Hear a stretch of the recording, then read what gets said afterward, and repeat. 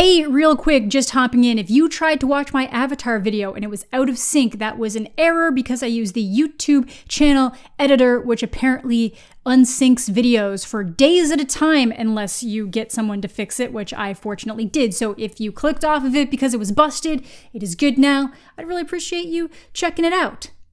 It's time for that new holiday tradition that we didn't ask for. Emily in Paris season 3. And honestly, I don't know if at this point I am just desensitized to a lot of what's going on, but this season didn't seem as bad as the last two. Yes, of course, it still has its issues. This show is hell-bent on destroying Camille as a character in every way, and they can't let characters grow too much because they gotta keep milking that drama. But Emily seemed to actually be learning. A little, which I suppose is the next best thing to the show becoming a crossover with you after Joe landed in Paris at the end of the last season. It's a very distant second. I am very much hoping that still pans out. Apparently Joe's in London now, but Emily has ties to London through Alfie. Like, come on guys, let's just Hail Mary this. You can even make it a separate show so that you can still have both of the individual seasons and then make more money off of that insanity. But you know what else we need to Hail Mary? My Instagram following. I have nothing of value to offer you, but Emily is now up to like 123,000, and that just feels unacceptable. But yeah, this was a little bit better this time around. It still does a lot of the same, like Emily can screw up, but then she'll have like the perfect solution for every little situation and marketing conflict. They at least kind of did something with that this season, which we will get to. I know people are commenting that the outfits are particularly outlandish this season, and I'm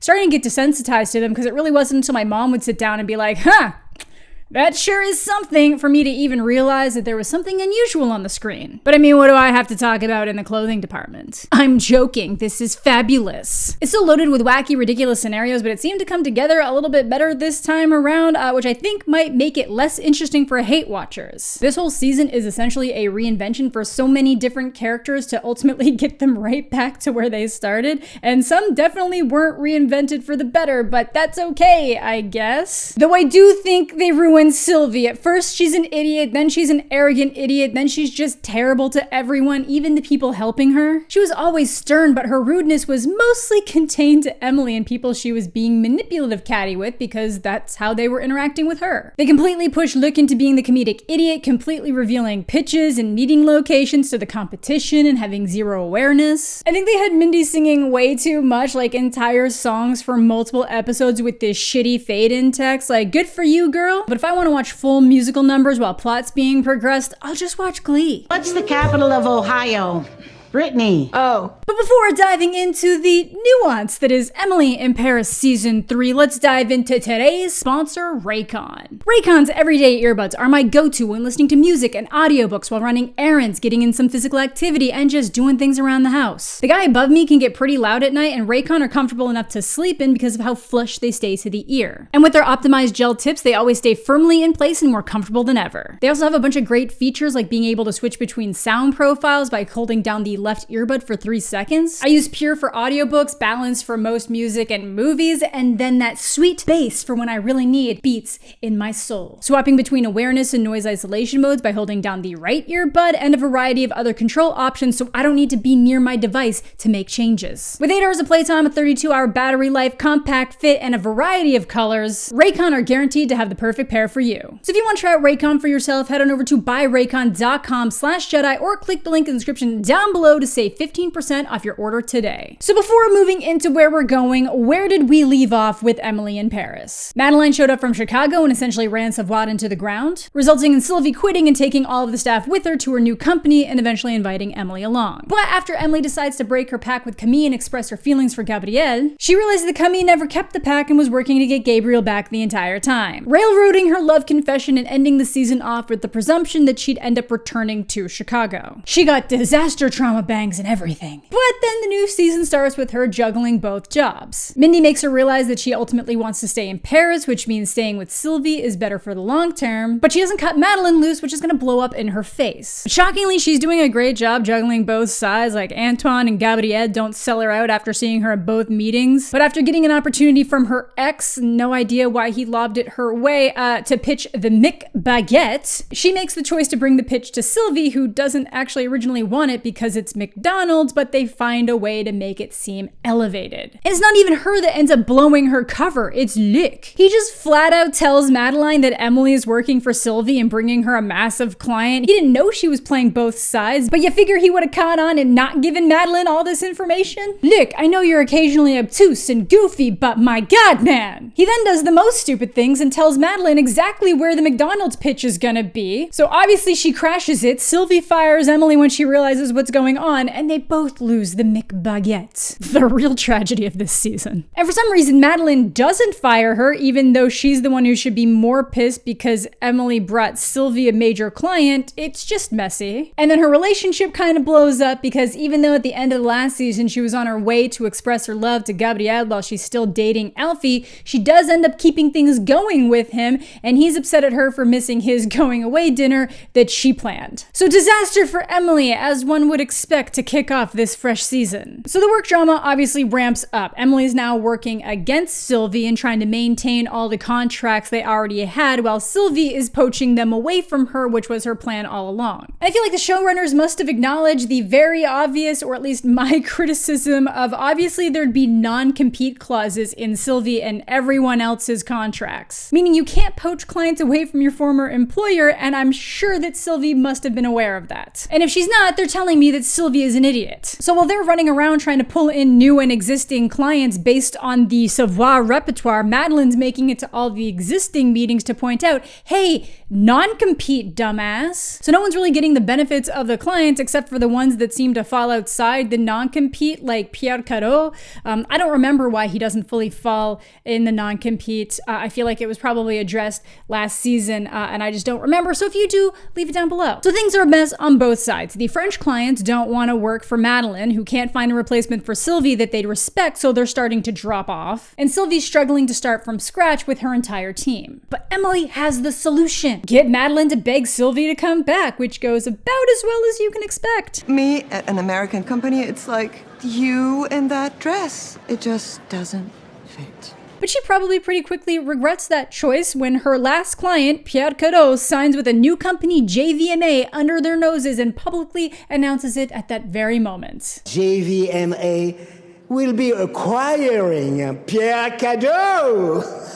Seems like you're now down to 0 clients, and my offer just expired. So everyone's fucked. But hey, at least Emily gets to keep dating Alfie because he agreed to come on as Antoine's new CFO, because obviously they weren't sending him back to London. Now the company that pulled in Pierre seems a little bit particular. They end up approaching Sylvie to continue working on Pierre's campaigns, which makes me wonder why the fuck Pierre chose to leave at all if it wasn't for some kind of particular creative pitch. I know they agreed to make him a storefront, but I feel like they could have worked something out with Sylvie too. But JVMA doesn't outsource talent, so Sylvie would have to come in-house and Pierre would be the only person she's working with, which she obviously shuts down. So now her company has nothing and they're pissed that she turned down Madeline without consulting them. Because obviously no clients means no money. I really just don't like how stupid they made Sylvie for a chunk of this. I get turning down being back in the same position, but if Madeline was desperate, you have a lot of leverage to get all sorts of things you want and get right back to where you were, but I just don't know how or why these people would be so stupid as to not realize they had non-compete clauses in their contracts. It's one of the biggest things in those industries. You can't poach clients, and you gotta realize that a massive parent company is gonna fight that to the full extent, particularly when an entire office walks out at the same time. But if you think that's gonna be one of the major conflicts, you'd be wrong. It's truly barely an inconvenience. Basically, the parent company realizes that everything at Savoir is a disaster. They haven't found a replacement Sylvie, all the clients are gone, and after a very calculated sabotage of their office space by Sylvie compromising the building maintenance guy, the Gilbert group just decides to shut the entire thing down and bring Madeline and Emily home. So Emily can explain the failure and why the whole thing was a disaster well before Madeline got there. But Emily makes the choice to stay. Work visa be damned.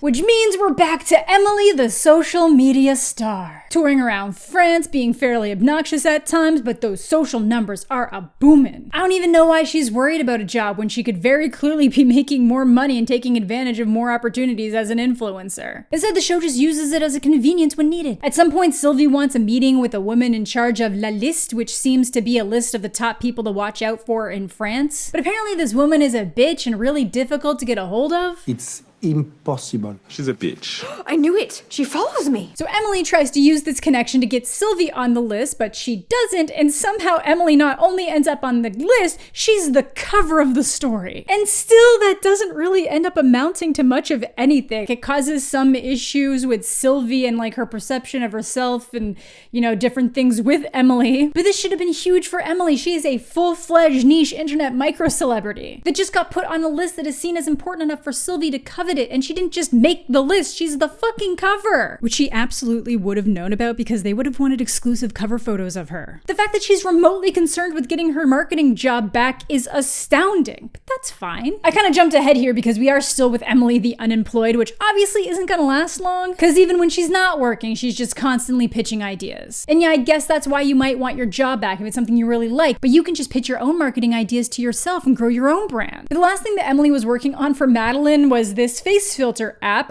really falling from the great clients here, but Emily had come up with an idea to design the campaign around the fact or the phenomenon that a lot of people end up looking like their pets. And Julian and Luke just take the whole idea for their pitch, which gets them the clients. Oh, and they suddenly seem to have Maison Laveau and Champal back as clients. It's like they never lost them, even though they're supposed to be a non-compete, and I guess that's suddenly just not a concern anymore. Again, really big issues are just barely an inconvenience, which makes sense because this is, you know, largely a romantic comedy, not a business drama, and all these people are so interconnected that they obviously can't not be clients. So after a single episode of social media prowess and serving tables where she almost kills someone, Emily is back with Sylvie. A combination of her being behind the filter pitch and coming up with bottled Kir Royale for Camille's family, who were very upset that she was no longer working with Sylvie. Sylvie offers her the chance to redeem herself. Even though, again, while she was working both sides a little bit, trying to set up Madeline for her departure, she still brought the McDonald's deal to Sylvie. But it's fine, she has her job back, she's crutching it, so let's check in on the interpersonal drama. Woo! As mentioned, Emily's with Alfie, and that's going well. He's great, big fan. Camille and Gabriel are still together, but she's starting to resent the fact that he's a chef that works all the time and feels like they don't make as much of an effort to have dates now that they live together. Which makes sense. When you live with someone, proximity can be mistaken for quality time and it's easier to just push things off. But her response to this is a very mature one. She starts hooking up with this chick from an art exhibit she's running. You're telling me that you queerbaited us all the way back in season 1, then turned her into the sad girl who didn't realize that her boyfriend was making googly eyes at the New American. Then they ruin her entire character in season 2 by turning her into a cutthroat bitch, all while ignoring that Gabriel was also being a piece of shit just because he's charming, just to have her start to cheat, and not only cheat, but cheat with a girl?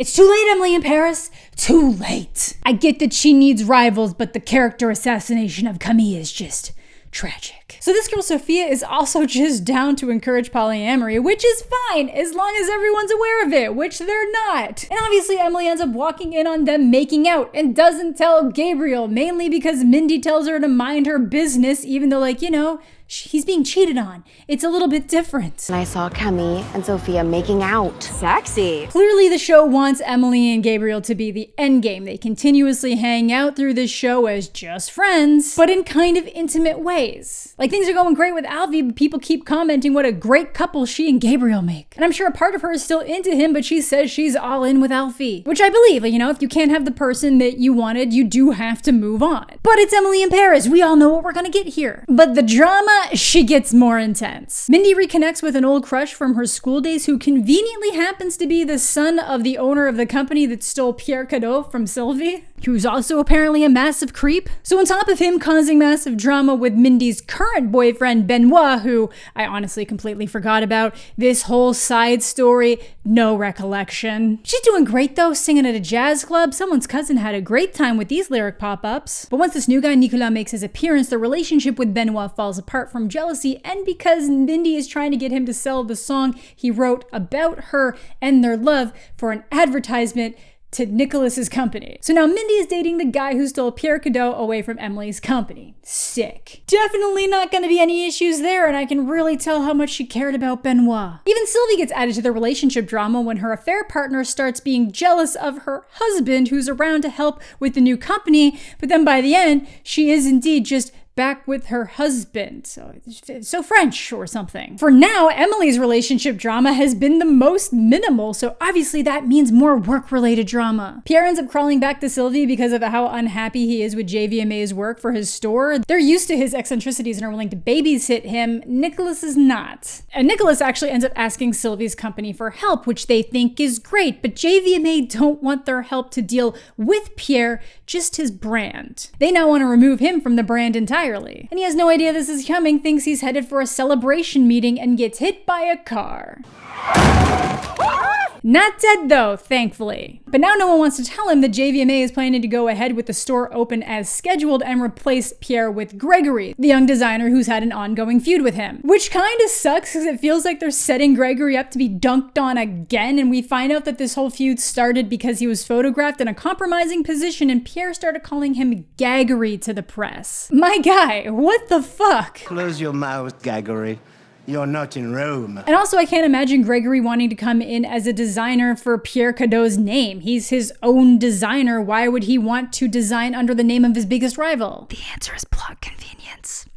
So this leads to a lot of issues both at work and in Emily's personal life. Nico, aka Mindy's new boyfriend, won't hold off the announcement until Pierre recovers. Then he gets super pissed at Emily because Sylvie goes to his dad to try to stop it from happening or change the plan, even though she had nothing to do with it, which leads to Emily and Sylvie coming up with a plan to sabotage the announcement. Go to the grand opening where obviously Pierre won't be and start making little statements and implications that he's dead, so the buzz shifts to being about Pierre himself rather than the brand, leaving him an opening to make the grand re-entry to correct the greatly exaggerated rumors of his demise, which fully prevents them from making the announcement, and now Nico has a very good reason to be mad at Emily. She made him look like a complete fool in front of his family, even if it was the result of his own idiotic choices. So he starts to push Emily out in ways that end up hurting Mindy. He pretends he's fine with Emily, then forces her out of Mindy's celebration event, knowing that Emily won't rock the boat because she cares about Mindy's happiness, except now Mindy is sad. Now, other than her own interpersonal problems and some of the work ones that she causes, it's been pretty obvious throughout the entire show that Emily just fixes problems. She could be on Mad Men occasionally, she just also causes a lot of problems too, but you know, so does Dawn. And up until now, people have mostly been fine with her problem solving and her ideas, even the ones they originally hate end up working out, and then they stole her face filter app idea for God's sake. But Julien is getting upset that Emily keeps overshadowing him and taking point on some of his clients. And he's not wrong, she does talk over a lot of his pitches, doesn't give him a chance to get a good rapport and back and forth going with the clients, just starts throwing things out there that weren't discussed beforehand. Again, ignoring that they straight up stole her entire pitch, even if it was a stupid client. He's getting upset that he hasn't been given a chance to shine while also getting headhunted by competitors. And Sylvie says she'll talk to Emily about it, but doesn't. Emily then completely changes a pitch mid-meeting when her own plan falls through, which was a plan she had originally taken away from Julien. Then when Julien's clearly obsessed new fashion clients, she starts jumping in with her own ideas, pulling the attention away from his plans. Do you have enough switch? Julien. I apologize. Unprofessional, could have lost them the account, but this mainly culminates into him agreeing to work for someone else. And I bet because the drama this show likes to orchestrate, it's probably going to be a job with JVMA. Or Gilbert Group is willing to keep Savoir going and wants Julien as the head, but that would require a whole new team and he'd be pretty young for that, but it's Emily in Paris, who knows? So things are starting to get dicey, which means it's time for the relationship drama to come full circle. It's Emily in Paris after all. Gabriel gets wasted one night and invites Emily to hang out because he thinks Camille is cheating on him, but not with Sophia, with these random dudes they're in a picture with. And Emily doesn't put him out of his misery and confirm the suspicion, she just lets him get upset and reveal that he loves both Camille and Emily. Well, hey pal, Camille might be on board for that arrangement because her little hookup pal here is all about being able to love more than one person. It's not gonna work out that way. But apparently the next day Camille gets back from Greece, Gabriel forgets everything he told Emily, and he and Camille are so good that he's planning to propose to her. I'm planning to propose. Ka-ching! Wow. And Emily still doesn't tell him about the cheating. What the fuck is going on? Though I loved Sylvie's reaction to finding out that Gabriel was proposing. That was genuine concern shock. And if you think maybe Camille is just coasting till she can figure out a plan, no, because she beats him to the proposal punch. Why? Emily even tries to get Camille to tell Gabriel herself, but she just throws it back at her. It was nothing. And now it's over. Just like you and Gabriel, right? Bitch, what? You know what happened in your relationship, so it's not equal until he knows too. Even Mindy's now like, I was fine with you staying out of it before, but now he's like planning to make a marriage commitment. You should like definitely tell him what you saw. Cause dude just seems full steam ahead. According to Luc's ex, now current hookup partner, Gabriel's on his way to a Michelin star. He restructured his deal with Antoine, so he's a partner in the restaurant, so the better it does, the more money he makes. He's got the girl, he's about to have the wedding, there's just no slowing him down. And Emily's fine with it because she has Alfie, who she's reaffirmed her commitment to very intensely because he was scared to introduce her to his family because his relationships always seemed to blow up, so he wanted to make sure she was all in first. Oh no, disaster is afoot. Alfie rocks though. He tells Mindy what went down between Nicholas and Emily so she doesn't think Emily bailed on her and to give Mindy the chance to address it with him. And it almost seems like they're gonna break up, especially when he's hours late to pick her up for Gabriel and Camille's engagement party. But it's cool, he just flies them in with a helicopter. What the hell, man? At least park down the hill or some shit. Who do you think you are, John Hammond? What the hell do you think you're doing in here? So who knows exactly what's going on with them? They're gonna break up. Her ex apparently got into Eurovision with the song he wrote for her because that seems realistic. But the party's going super well. Emily gives Gabriel the confirmation that as long as the restaurant quality stays the same, he's getting that Michelin star. All thanks to Grandma's recipe. Also, Grandma hates Camille. But Camille sees this interaction go down and is clearly jealous, even though his instant reaction to the news is wanting to get married to her that night. Which seems to be happening before Camille just stops her vows and reveals that she lied and manipulated everyone to get Gabriel from Emily. Then tries to blame it on her mom because like it was her mom's idea, but like, you're an adult, you made your choices. So she runs off, even though I'm pretty sure she just used this as an excuse to get out of the situation because she's still talking to Sophia. But then Alfie leaves Emily because he realizes that he's most likely a second choice, and like, this man deserves the world. He was annoying at first, but he's great. You know, this cocky yet sensitive British man. Too good for Emily. And this is right after she affirmed full commitment to him. Now go get your man. You're my... No, I'm not. So she talks to Gabriel, who drops the real bomb for why he and Camille reconciled so quickly when she got back from Greece and why the nuptials were so rushed. Camille is pregnant. Truly a mostly reasonable season of this show, completely derailed in the final moments because, you know, obviously they need to give people a reason to watch next season. Yay! So I'm sure she and Gabriel will get together somehow, but who knows what's gonna happen with the baby. Maybe the baby's not even real. She's been a lying turnip for 2 whole seasons, but I don't really think she has a reason to lie because she had Gabriel. I just hate pregnancy reveals. So that pretty much does it for Emily in Paris season 3. Shockingly better than the previous installments, but I guess with expectations so low, it doesn't take much. I feel like a lot of individual characters feel worse in a lot of ways, but somehow Emily's hijinks not being as outlandish makes it seem like progress somehow. Though at this point, it just feels a little bit depressing that this show is still spinning and things like First Kill in 1899 have been canceled. First Kill's quality was at least as good as Emily in Paris. And you may say that I'm contributing to the problem, but if anything, me making this will prevent some people from watching it, so this is out of my hands. And it already was. This season and the next season were already confirmed like well before I made my last video and this one. But let me know what you guys are thinking down below. Did you enjoy this season of Emily in Paris? Do you think it's an improvement? Do you think they made some characters really dumb for plot convenience? Do you think they've always been dumb and I should have rewatched the first 2? But thank you all so much for watching. Thanks as always to my Patreon supporters and YouTube channel members. Subscribe to the channel if you're new, leave a like on the video if you're into that kind of thing. All my social medias are listed